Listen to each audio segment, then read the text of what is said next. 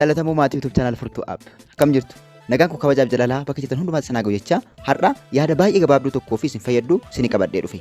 Innis yeroo darbee guyyaa 3 dura viidiyoo PDF yookiin kitaabota PDF gara afaan garaagaraatti akka jijjiiru kan jedhu isin maxxansee turuun koo ni yaadatama.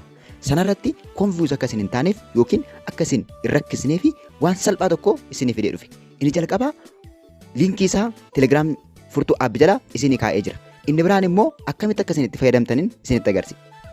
Yeroo hundumaa Chrome bilbila keessanii yookiin browserii gaafa fayyadamtan bilbila keessan gubbaatti akka kompiitaraatti rotate nuuf haa godhu yookiin nuuf haa hojjetu yoo barbaaddan tuqaa 3 yookiin mallattoo torogarfee mataa browserii sana gubbaarra jirtu gadi tuttanii gara desktop isaatiitti deeffachuu. Jala isaa dhuftanii desktop isaatti jedhee fuuldura isaatti geengoo kaa'aa geengoo sana keessatti raayitii godhachuu qabdu. Barreeffamni isarra jiru yookiin fuulli isaa ni xiqqata. Gaafa nuti desktop isaatiitti deebisnu barreeffamni isaa ni xiqqata. Barreeffamni isaa yoo xiqqate illee zoom gochuu dandeenya. Quba keenya hin qabne adda harkisne ofitti dhiyeessuu ofirraa duuba deebisuu dandeenya jechuudha. Zoom in zoom out goonee guddisnee xiqqeessinee zoomii fayyadamuu dandeenya jechuudha. Barreeffamni isaa xiqqate.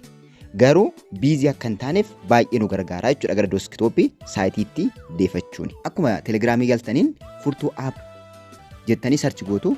Search gaafa gootan isinii fida bakka profaayilii kanarratti kilik gootu. Bakka profaayilii irratti kilik gootanii jala isaa kana wantoota sadii kanatu jira. Miidiyaa, faayilii fi liinkitu jira. Bakka liinkii irratti kilik gootu. Bakka liinkii irra kilik gaafa gootan jalqabarra jira jechuudha liinkiin Google Translate.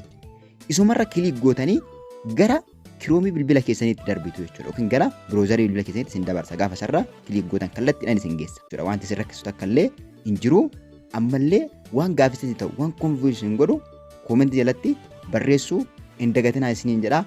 YouTube channel kana immoo subscribe gochuu akkasumas obboloota keessan birootiif share gochuu hin dagatinaa.